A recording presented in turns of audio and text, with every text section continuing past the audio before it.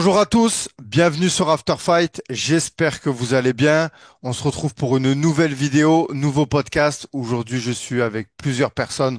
On va parler de préparation physique, on va parler d'entraînement, on va parler de poids de corps.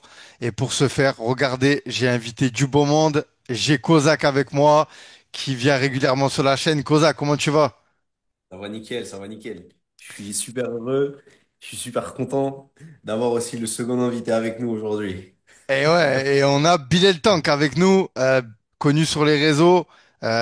Monsieur Poids du corps, j'ai envie de dire. Comment tu vas, Bilal? Ah, moi, ça va au top, hein. Je Eh suis ben, content d'être avec vous, les gars, ça fait plaisir. on va passer un bon moment ensemble. Il y a plein de sujets sur lesquels j'ai envie qu'on aborde. Bilal, vu que c'est la première fois que tu viens sur ma chaîne, pas la dernière, est-ce que tu pourrais te présenter un petit peu pour les personnes qui ne te connaissent pas, s'il te plaît? Moi, les gars, c'est Bilal, connu aussi sous le nom de Redouane, j'ai les deux prénoms, pour ceux qui se demandent, voilà. Je suis un pratiquant de poids de corps. J'ai toujours fait du poids de corps depuis maintenant à peu près 13 ans. Donc après, j'ai lancé ma chaîne sur Instagram.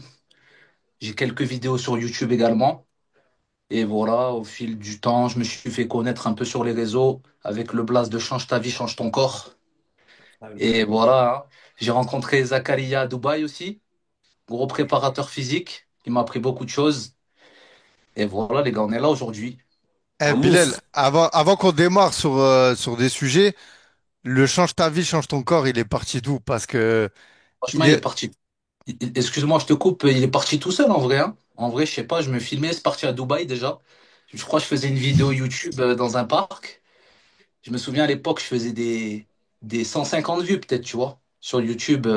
Et en fait, Change ta vie, change ton corps, il est venu tout seul, hein, en introduction de vidéo. Et après, c'est en fait.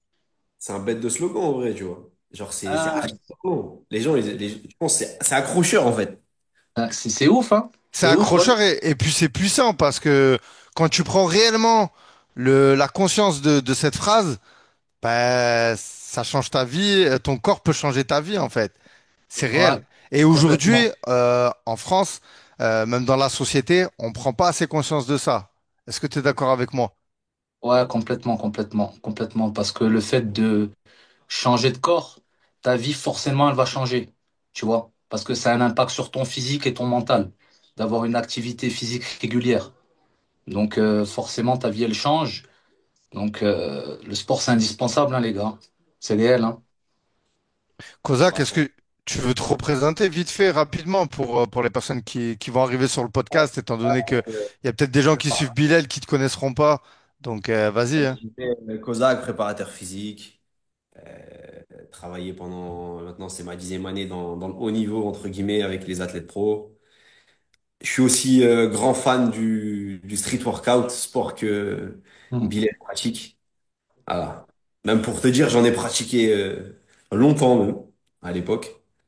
Et voilà, hein. Franchement, un classique les gars. Rien de spécial. On peut rentrer directement dans le vif des sujets. Ben ouais, moi je voulais savoir la connaissance avec le street, le poids de corps. Toi, c'est quand Bilal que tu fais? Est-ce que comme tout le monde, t'as été en salle? Est-ce que t'as commencé à faire des pompes et des abdos dans ta chambre et tu t'es dit j'adhère à cette méthode et je vais pas la lâcher?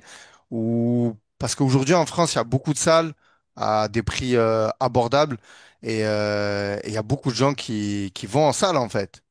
Ouais, complètement, ouais. Moi, en fait, je rentre au lycée en seconde, tu vois, et je rencontre un gars. Lui, il est dans un sport de combat. Il faisait du MMA à l'époque. Et il faisait du street workout, tu vois. Et à l'époque, c'était Matt Bars. Matt Bars, en fait, c'était une application et tu avais des routines. Tu connais Kozak, non? Ah, je connais, je connais. Ah, Et du l'époque. coup, en fait, ça se basait sur ça, tu vois. Moi, je l'ai suivi. Donc, en fait, j'ai commencé au poids du corps. Vraiment faible, hein, pas une traction. Je me souviens la première fois que je fais des dips, ça m'avait craqué la cage thoracique. J'ai eu mal pendant 2 mois, tu vois. Donc, j'ai commencé comme ça. Après, mon père, je crois, il m'avait inscrit un peu à un Keep Cool à côté de la maison aussi. Donc, j'avais fait un peu de muscu, machine guidée. Mais au final, c'est toujours resté poids du corps, tu vois. Poids du corps, parce qu'à l'époque, on traînait un peu dehors. Les barres, elles étaient accessibles, tu vois. Donc, au final, c'est resté comme ça. En fait, j'ai eu la chance de commencer par le poids de corps, tu vois. Donc, ça m'a piqué direct et je suis resté toujours dans ça finalement, tu vois.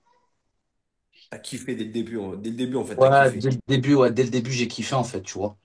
Dès le début, j'ai kiffé. Et voilà, au final, tu vois, je prenais plus de plaisir à aller au poids de corps qu'aller à la salle. Après, pourquoi des fois, boum, j'allais à la salle? Parce que tu as toujours ce truc de te dire, ouais, je vais aller à la salle, je vais prendre plus de masse, tu vois, je vais me développer plus physiquement. Parce que voilà, moi, personnellement, j'ai toujours fait ça pour le physique, tu vois. Moi, quand j'ai commencé, tu vois, là-bas, j'étais petit, j'étais maigre. Je me suis dit, allez, je vais me buter, je vais être costaud, tu vois.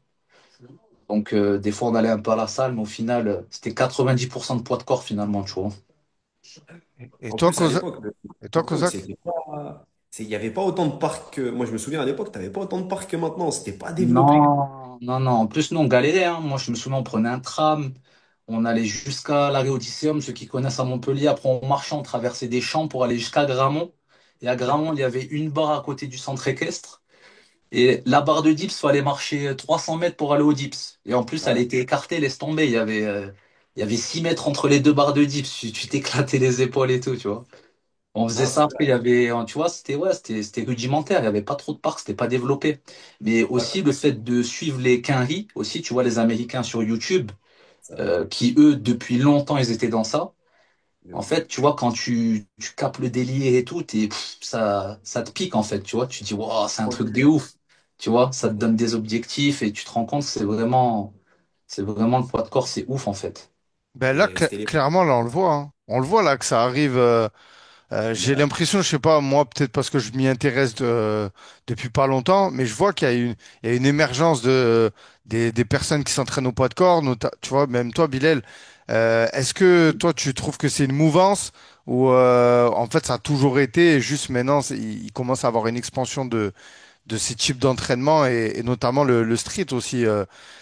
Et vraiment, je parle pas vraiment de, tu vois, faire des figures et tout, parce que je sais il y a plusieurs types d'entraînement au poids du corps aussi. Il y a les personnes qui sont un peu acrobatiques et tout.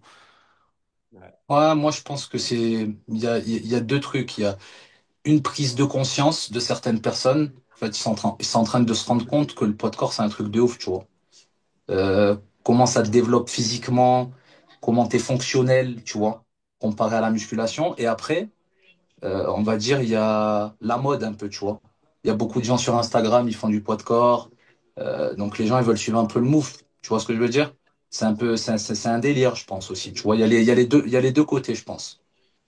C'est la vibe du moment. Le poids de Voilà, corps mode. c'est ça. Il y en a, ils suivent la mode et il y en a, en fait, ils se rendent compte que le poids de corps, c'est un truc de ouf, tu vois. Et il y en a aussi, je pense qu'ils ont envie de changer parce qu'ils vont à la salle depuis toujours.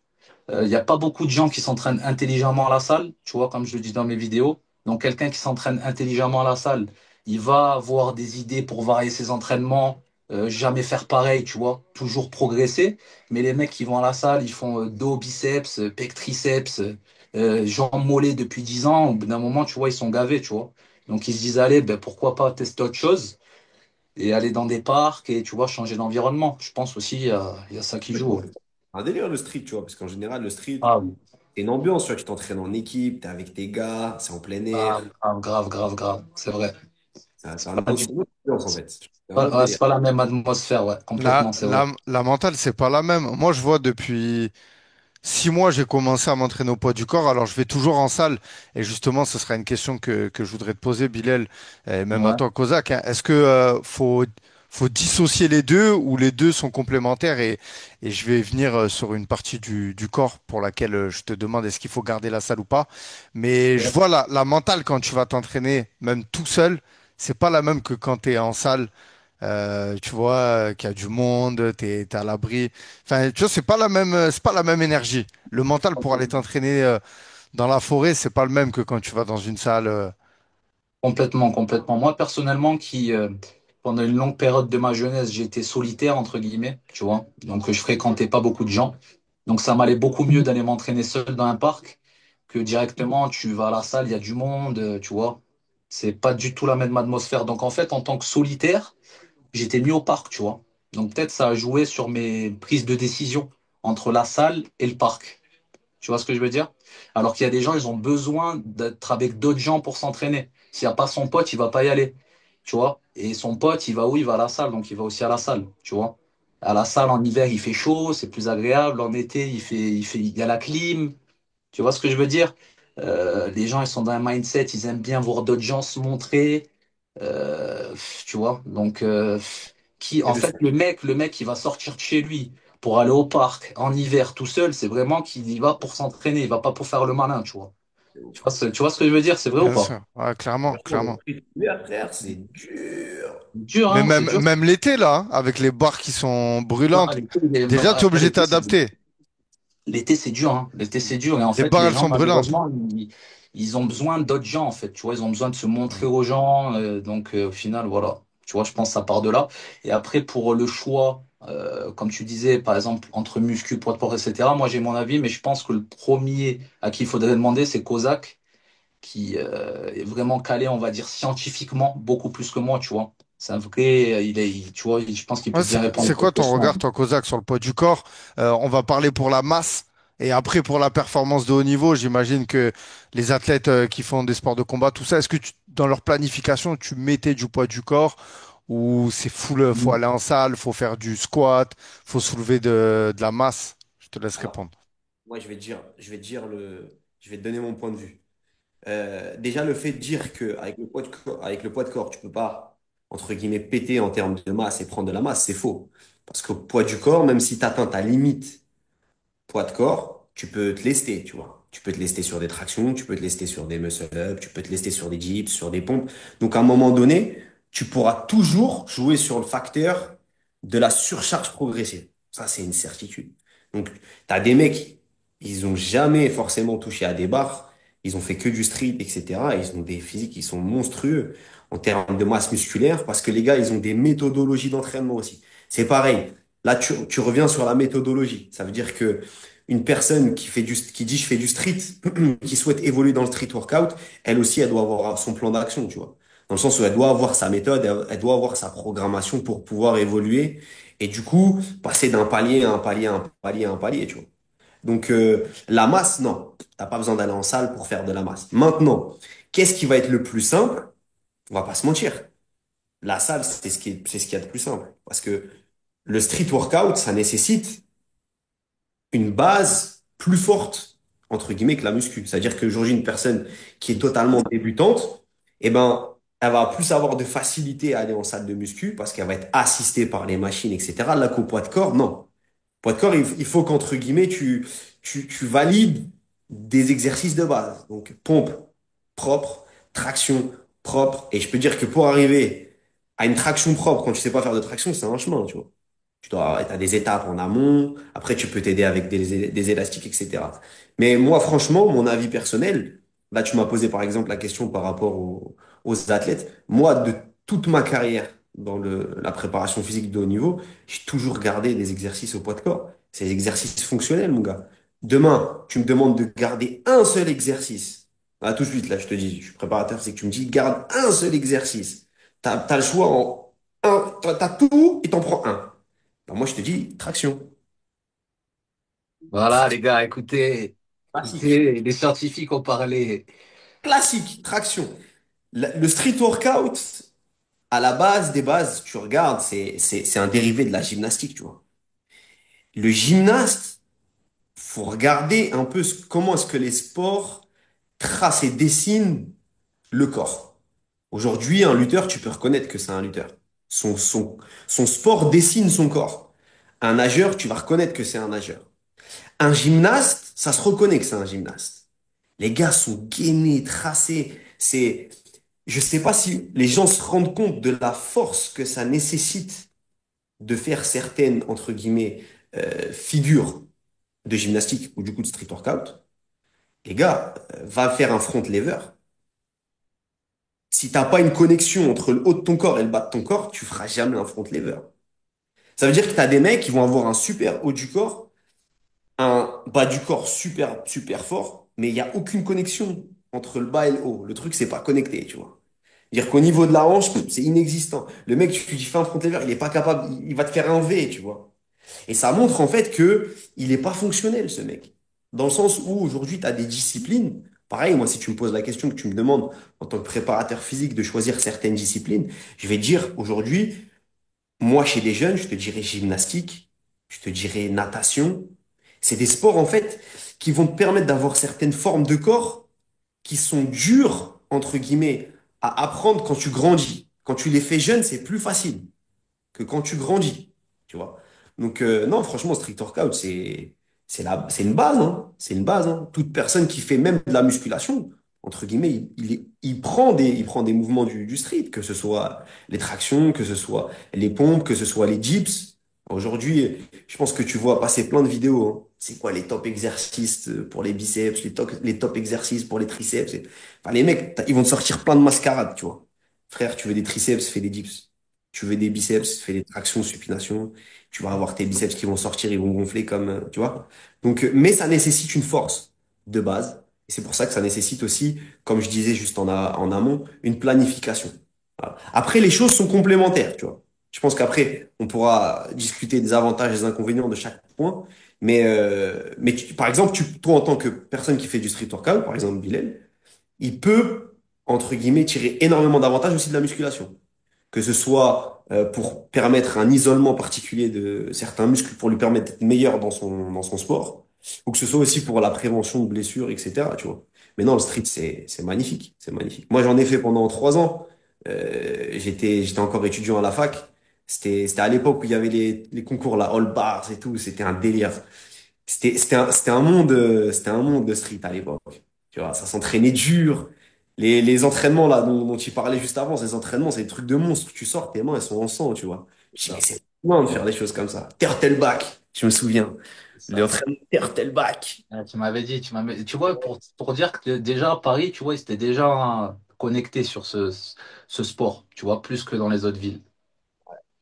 Et C'est toi, vrai que Bilal, si tu devais garder un exercice, ça serait lequel? ah, franchement, c'est dur, hein. Entre les tractions et les dips, c'est dur. Les deux, ils sont très complémentaires, en fait, tu vois. Le dips, c'est un truc de ouf. T'as vu, maintenant, ils disent c'est le squat du haut du corps, le dips, tu vois. Et on va dire que les gens, ils ont plus de facilité à faire des dips que des tractions, j'ai remarqué. Tu vois, la Ouais, traction, elle est plus dure.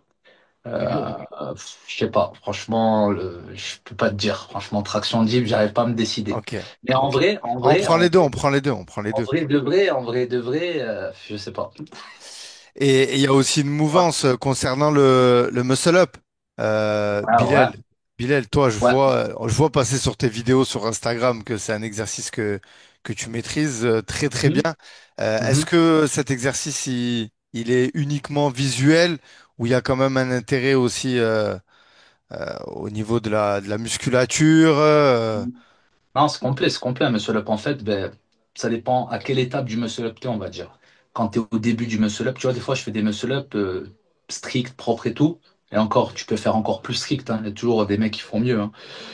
Les mecs qui sont là ils disent ouais ça c'est juste la technique, c'est le mouvement, tu vois. Genre c'est faire tu as la technique, tu le montes, tu vois. Je dis ouais, OK, si tu es à l'étape 1 où tu te balances, tu jettes les genoux, tu vois, tu galères pour le passer, ouais là c'est que du mouvement. Mais du moment où tu commences à serrer tes jambes, tu vois, pas faire de keeping, tu pars les bras tendus, tu vois, tu essayes on va dire tu sais la transition entre le tirage et le dips, de la réduire le plus possible pour pas qu'elle se voit, d'être explosif. Et ben là, directement, tu vois, ça devient un mouvement de force, tu vois. Force, explosivité, ça demande beaucoup d'endurance dans les avant-bras aussi. Donc, ouais, il y a des mecs même, ils ont dit, c'est quoi? C'est le snatch, là, quand tu prends la barre, tu la lèves et tu t'exploses, là. Tu vois ce mouvement Ouais. d'haltérophilie? Eh ben, ils ont dit que le muscle-up, c'est ça, mais à l'envers, tu vois. Donc, ouais, c'est un mouvement de ouf. C'est un mouvement de ouf. Et ça, à l'époque, excuse-moi, hein, mais c'est pareil, tu vois, on n'avait pas d'élastique. Les élastiques, on connaissait pas, tu vois. Donc c'était vas-y, monte, jette-toi, truc. Tu vois, maintenant on voit plein de trucs, des techniques pour savoir faire des tractions, etc. Moi, je te mens pas, à l'époque, on n'a jamais utilisé ça, hein. C'était vas-y, fais une traction par une traction. C'est pour ça, moi, les gens, quand ils me demandent maintenant, je leur dis, les gars, butez-vous, tu vois. Certes, il y a des techniques qui marchent, retenir la descente, etc. Mais nous, c'était que dans le dur, tu vois. C'était que dans le dur. Donc, il faut pas se mettre de limites. Même un mec, il est nul. Tant qu'il se bute, il va atteindre ses objectifs. C'est que dans la tête. Moi, c'est ce que je pense, tu vois. C'est comme ça que j'ai progressé perso. Et Bilal, il y a des personnes qui t'inspirent un petit peu dans le poids du corps? Aujourd'hui, un Alors, peu sur les réseaux ou même aux States, hein, il y a des personnes qui t'ont un peu inspiré.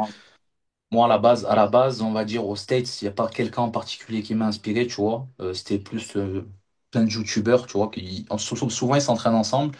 Après, s'il y a un mec que j'ai bien aimé, c'est Master Shredder. Je sais pas si vous connaissez. Master Shredder. Je vous invite à aller voir son YouTube, il est cool. C'est un mec, tu vois, il fait des vidéos YouTube, il est filmé, il filme sa routine complète. Ça peut durer entre 1 heure et demie. Il est sur la chaîne de That's Good Money aussi. Donc c'est un mec qui va voir plusieurs athlètes. Et lui, c'est des mecs, c'est 25 muscle-up d'affilée, tu vois. Il te fait des routines à 1000 reps, c'est une dinguerie, tu vois. En fait, moi, au fil de mon évolution, j'ai pris plein de routines de tous ces mecs, en fait, tu vois. Hop, je prends cette routine, je la teste, ok, elle est bien. Hop, je galère, allez, je vais la faire pendant un mois jusqu'à ce que j'arrive à la faire, tu vois.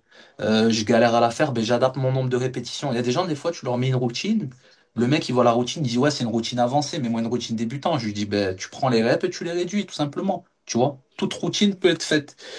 Et après, actuellement, là, il y a des mecs que je suis, il y a un mec de Londres, il s'appelle KESK, très, très inspirant aussi. Donc voilà, ouais, c'est mais en fait, j'ai pris de beaucoup de monde, tu vois. Je me suis inspiré de beaucoup, beaucoup de monde. Et j'ai fait un combo et après, tu vois, en fait, moi, pour moi, chaque personne s'inspire d'une personne, tu vois. C'est pas le mec, il est arrivé, il a inventé sa routine. Il s'est forcément inspiré d'autres mecs, tu vois. Bah, c'est ça qui est beau aussi dans l'entraînement au poids du corps, c'est qu'il y a de la créativité, autant dans les Hmm. entraînements que dans tout en fait. C'est le mental aussi. Faut être créatif, faut avoir. Bon, bien sûr, il y Hmm. a des programmes aujourd'hui. Toi, j'imagine que j'ai vu que tu balançais des programmes sur Internet, donc j'imagine que tu as Mhm. créé aussi ta méthodologie derrière. Complètement. Mais je veux dire, quelqu'un aujourd'hui qui voudrait s'entraîner sans forcément suivre un programme, il peut s'inspirer voilà, de ce qu'il y a sur les réseaux et aussi de sa propre créativité à lui. Co- Complètement. Kozak, pour parler des avantages et des inconvénients, vous me dites si c'est un inconvénient ou pas, les jambes, c'est le truc qu'en street, j'en parlais encore avec un collègue à moi, il me dit, les mecs, on les voit, ils ont des physiques magnifiques, très athlétiques, mais ils ont des jambes maigres. Et, euh, et aujourd'hui, vaut mieux avoir des jambes. Enfin, tu vois, c'est pas logique d'avoir des jambes maigres et un corps, le haut du C'est corps nul. fort.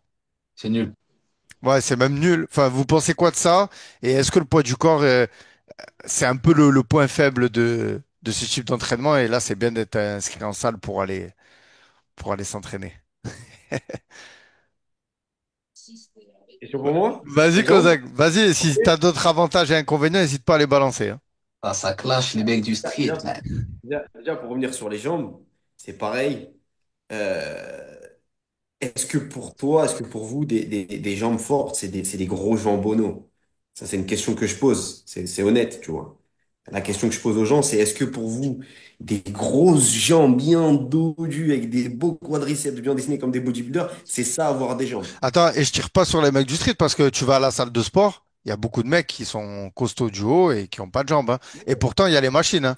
Donc, c'est juste que quand tu t'entraînes dehors, je trouve que tu es limité pour faire les jambes. Mais encore une fois, peut-être que Bilal, il va nous dire Ah, la moi, par créativité. exemple, là, tu me dis tout de suite ça, je te dis au poids du corps, tu as tout ce qui est, comment ça s'appelle, squat bulgare, t'as pas besoin de matériel, tu peux même te charger si tu as envie de te charger. Tu as tout ce qui va être, comment ça s'appelle, les pistol squats. Va faire un pistol squat. Il y a des mecs de muscu d'aller faire un pistol squat. Je pense que, Il va se casser le ménisque. je pense que sur 100, on a peut-être 10 qui vont le faire, tu vois.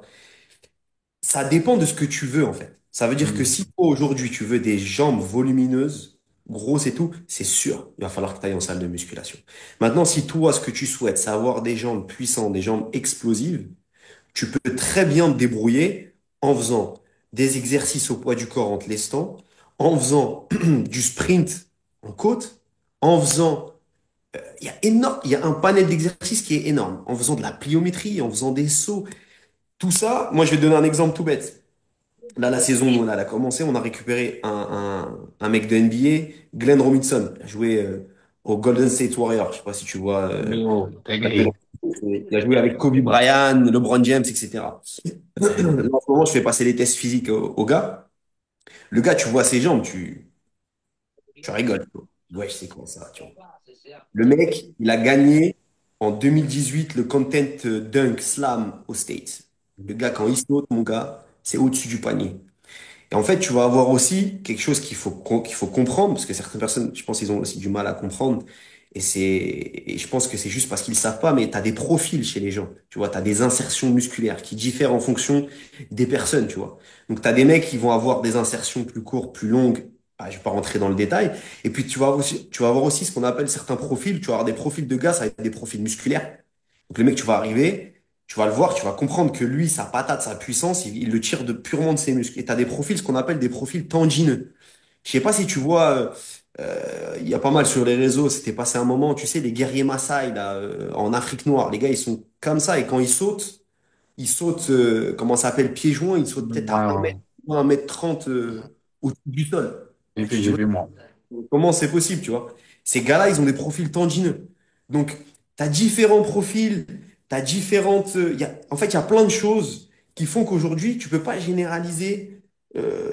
Avoir des jambes, c'est avoir des grosses jambes. Moi, je suis pas d'accord. Il y a des mecs, ils ont des jambes qui sont pas des jambes très volumineuses, pour autant, ils ont des jambes super puissantes, super endurantes. Donc, c'est pour ça que je dis et je répète encore, c'est quoi ton objectif? Demain, tu es gymnaste. Faut pas oublier que street workout, gymnastique, l'objectif, c'est pas d'avoir aussi des jambes super lourdes. Parce que dans tes figures, ça va te gêner aussi. Tu vois ce Complètement. que je veux dire. Donc, ça dépend la vision que tu as. Si on parle en tant que go muscu, les go muscu, ils vont se foutre de la tête des mecs du street en disant, ouais, les mecs, ils ont pas de jambes, nanana, nanana. Maintenant, si on parle en tant que allez, on parle en tant que performance. Aujourd'hui, moi, pour moi, personnellement, je trouve que c'est pas une limite, le street workout, pour les jambes. C'est-à-dire que si tu veux travailler tes jambes, tu peux très bien travailler tes jambes au poids de corps, en te lestant. Voilà, c'est juste que tu vas les travailler différemment. Donc, c'est mon avis personnel, hein. C'est pas la réalité absolue, c'est juste mon avis personnel, tu vois. Donc, c'est pas une limite, tu vois. Moi, quelqu'un qui vient et qui me dit, ouais, non, au street, ils ont pas de jambes, nan, nan. Je veux dire, il y a des mecs du street qui font pas les jambes, c'est vrai. Merci. Merci. Et il y en a qui font les jambes et qui prennent le temps de les faire, tu vois. Voilà, Et merci. si tu fais un sprint, si tu fais un 100 mètres contre lui ou un 800 mètres contre lui, il va te mettre une tannée, tu vois. Moi, c'est sur Mm. ça que je viens parler, tu vois.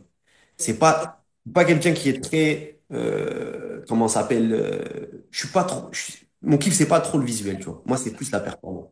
C'est bien d'avoir ce corps-là, mais qu'est-ce que tu es capable de faire avec, tu vois. C'est-à-dire que si c'est juste, devant le miroir, c'est beau, c'est mignon, mais qu'est-ce que tu es capable de faire avec? À la fin, c'est l'utilité qu'il y a. Est-ce que, comme tout à l'heure, Bilal, il parlait du fait d'être fonctionnel. Le fait d'être fonctionnel, c'est très important, tu vois. Le fait d'avoir un contrôle de soi-même, que ce soit dans tous les axes. Tu vois, aujourd'hui, un mec qui fait, par exemple, dans le street, un handstand push-up, bah, le gars, je peux te dire que ses épaules, elles sont robustes, que sa gaine abdominale, elle est robuste, que son tronc, il est robuste, mon gars. Parce que, ça nécessite un vrai contrôle, un vrai gainage. Et c'est pas le gainage que des abdos. Tu vois, quelqu'un qui vient me voir et qui me dit, ouais, handstand push-up, les abdos, je lui dis non, t'es un menteur. C'est pas que les abdos. Là, vraiment, c'est complet. Tu vois. Donc, moi, c'est mon avis, personnellement, sur ce point-là, tu vois.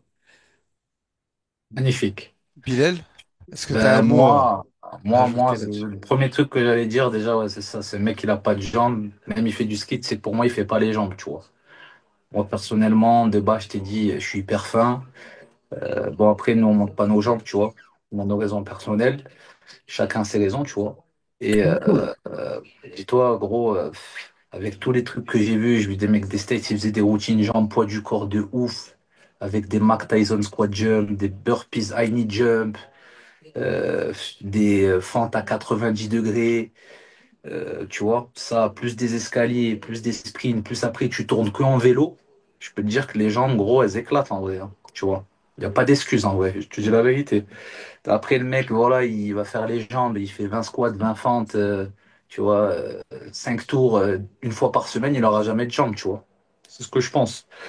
Donc voilà, en vrai, si tu veux vraiment, moi personnellement, je sais que tu peux les avoir, tes bonnes jambes au poids du corps. Si tu sens chercher ce qu'il disait ça, que sans, t'es là, tu cherches la performance et tout, tu cherches le physique, hein, je te parle, d'avoir des bonnes jambes, tu vois. Et en plus de ça, d'avoir des bonnes jambes, eh ben, forcément, elles seront performantes, parce que tu fais des exercices de ouf, tu vois. Donc voilà.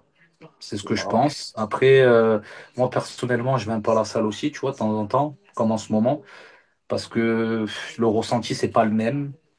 Et c'est le besoin de changement un peu aussi, tu vois. C'est le besoin de changement, de mettre un peu de charge, ça fait du bien. Mais ce que j'ai remarqué, et si Zach il va arriver à nous expliquer, on va dire scientifiquement pourquoi on ressent ça, moi personnellement, dès que je vais à la salle, tu vois, par exemple, je fais les jambes à la salle, tout en gardant mon activité au poids du corps, tu vois, la même intensité, la même régularité, etc. C'est pas genre je fais une semaine de salle et une semaine de poids de corps. C'est dans la semaine, ça se mixe, tu vois.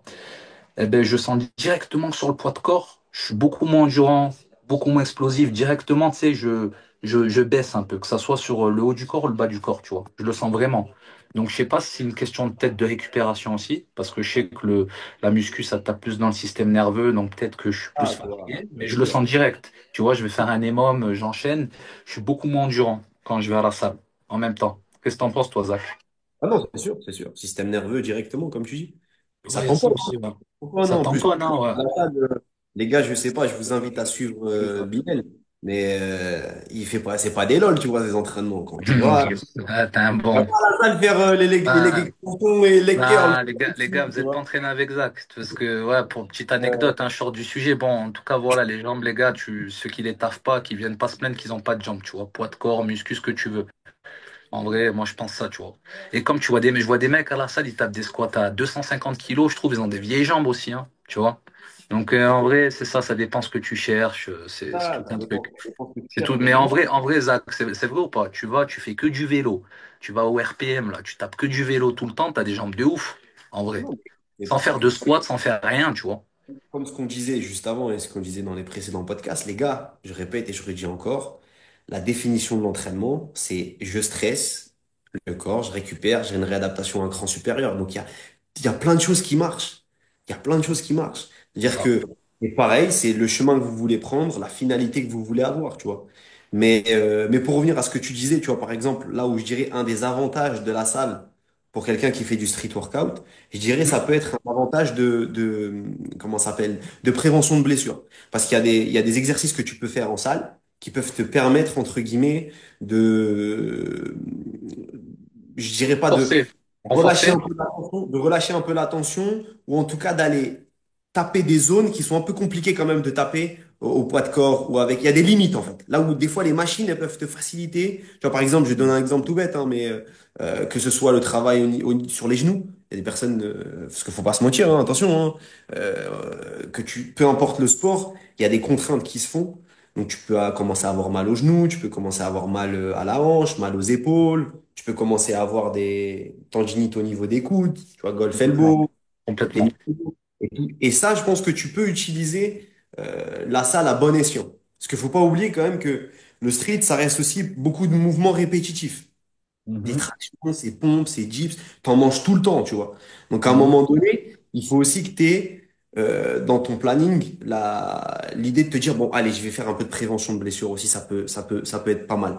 Tu vois, et c'est Complètement. histoire de réduire un peu les risques, les apparitions d'inflammation, etc. Et Bilal, je pense il pourra en témoigner.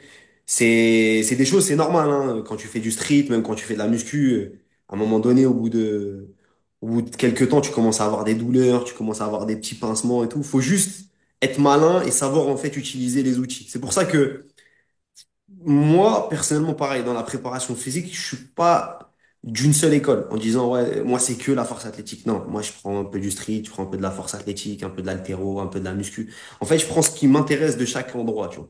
Je prends ce qu'il y a Magnifique. dedans pour à la fin essayer d'avoir quelque chose de complet à mes yeux. Voilà. Magnifique. Magnifique.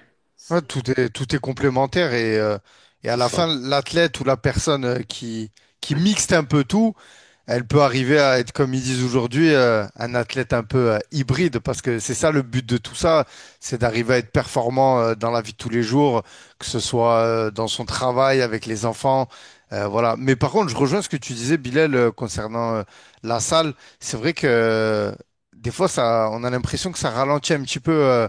Est-ce que ça peut même un petit peu entacher faire des performances sur le street, tu vois?